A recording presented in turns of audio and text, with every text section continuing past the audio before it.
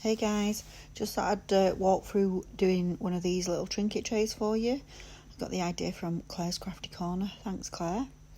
So what we do is we do the edges with some black and we leave that to set, and then the fun part and the magical bit is we add some more clear resin to those dishes, just clear.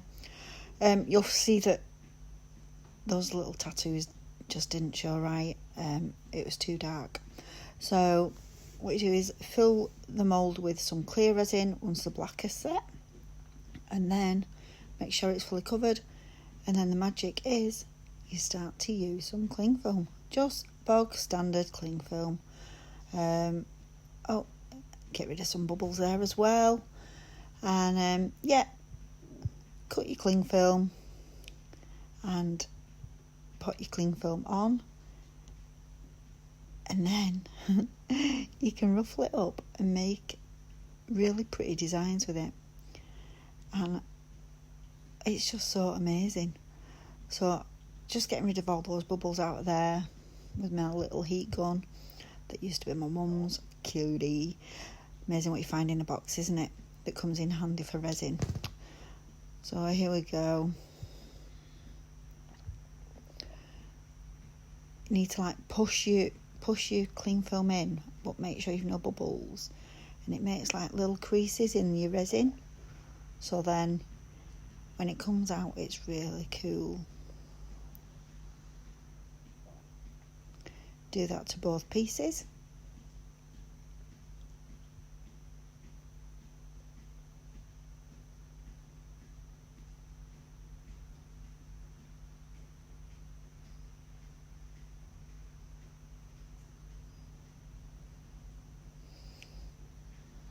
And the second one, sometimes I thought I was going to send it over the edges, but it crinkles really well.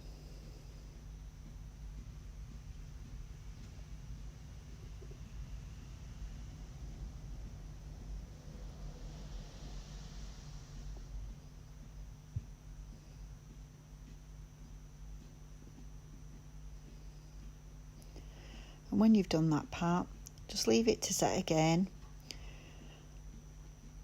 overnight so the resin has time to cure, and then when you go the next day you'll see that it's so easy just to remove that cling film when it's all set, and the effect is really cool.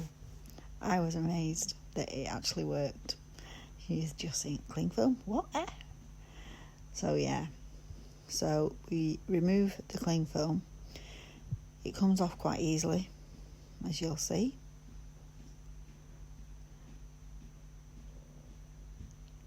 Try not to pull it away from the mould, because of course you need another pour on as well yet.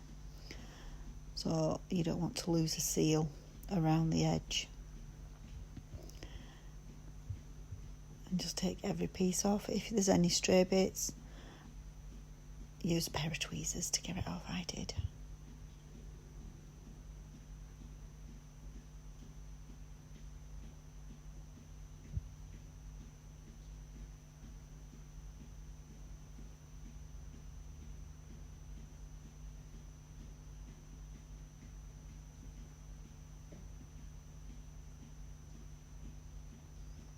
You see how easy that comes off?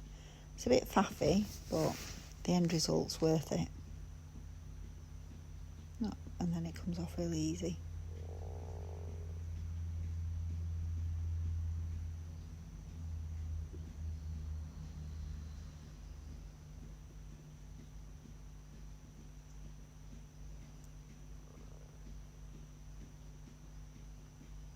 There. Can you see it? Looks good already, doesn't it? So yeah guys, try and ignore the tattoo. I thought it might show, but you'll see. You'll see anyway. So now I'm going to add some mica powder. Excuse my hand. I need to really find out a better way of organising my camera. but this is my first attempt at a video, so good. Bear with me while I'm learning, but it's good to see what other people do as they're learning as well, so rather than cut it out, I thought I'd add it. So there you go. So cover it in mica powder. I've used chameleon flakes that change colour, and then cover it with a nice coat of black pigment in your resin. It's so therapeutic doing this.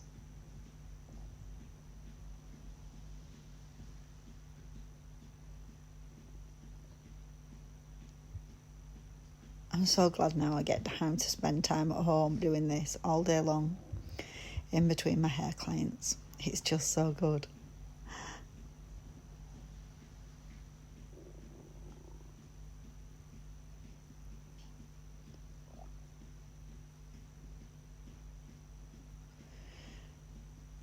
So fill your mould up.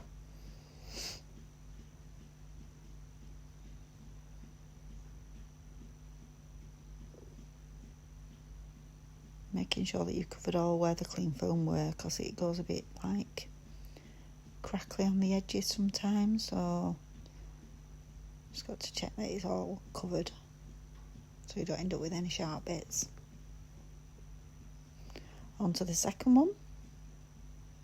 Again, mica powder in all those creases that we've created with the cling film, and this is a different coloured one. I think this is green. I can't remember, the mica goes in numbers, not colours. And again, well, my hand's in a better position this time, isn't it? Thank goodness.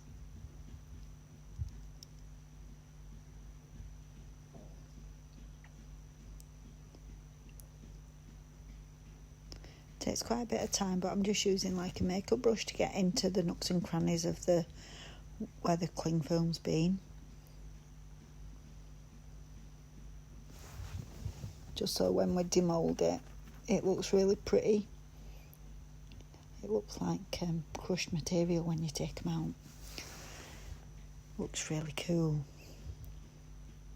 And I'm going to try some lighter ones as well without the black, and try some lighter coloured ones and see how they turn out. That'll be in another video, I think.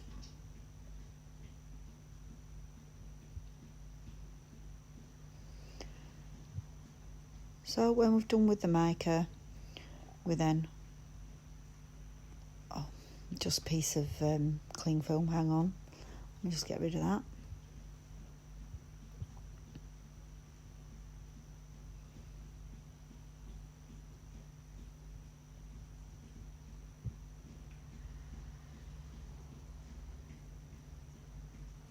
There we go, and ready to pour.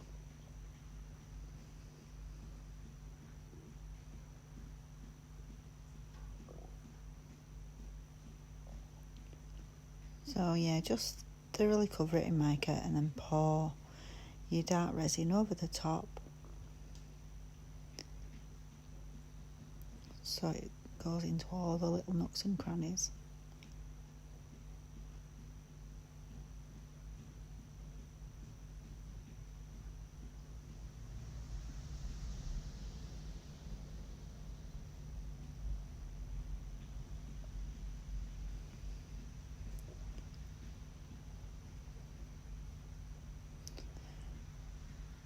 More cling film.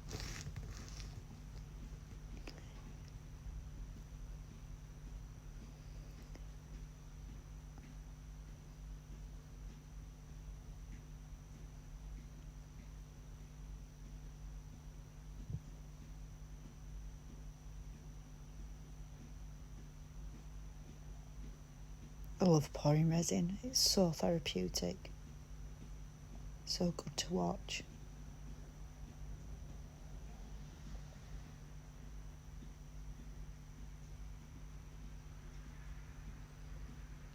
So yeah, I started doing resin at the second lockdown in November last year. So about a year. So it's about 1 year. resin birthday, woo! And yeah, it's just grown from there. It's become a bit of an obsession. If you came to my home, there's an awful lot of resin things around, resin items for making resin things, moulds, colours, resin things that I've made, all sorts. Yeah, and if it sits still long enough, it might get resin over it. But I think that's how resin takes over most people. It becomes an obsession, partly because there's just so many things you can do with it. It is just amazing, but you've just got to remember that they are harsh chemicals, and you have to wear the proper PPE, wear your gloves, a mask, a respirator, and goggles. I'm sure in one of the clips you'll see a picture of me with mine on. I look a pretty sight. So now that's full, check for bubbles, check that you've got all your resin out because it's expensive stuff and we don't want to waste any. And then wait for it to cure, and then we can demold it and see and look at how pretty it is and get rid of those bubbles. It's so pretty, so pretty.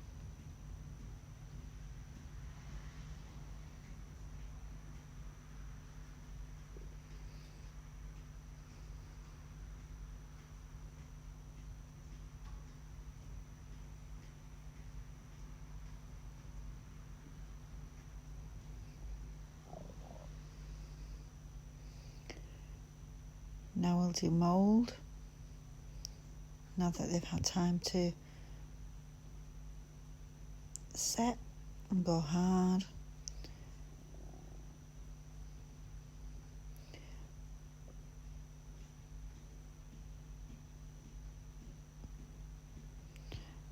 I prefer to peel off my moulds rather than pull at them.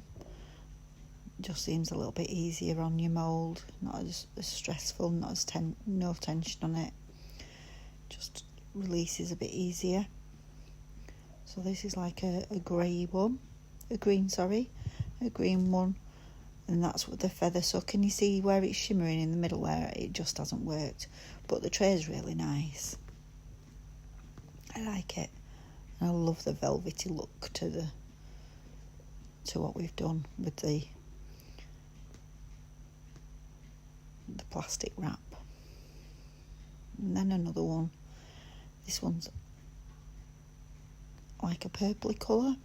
Again, lay it down and demould it. It just seems a bit easy way of doing it. And this one's like a bluey colour. Bluey purple. So pretty. The lighting don't really do it any justice, but they do look lovely. Super shiny. Super shiny. How beautiful. Thanks for watching.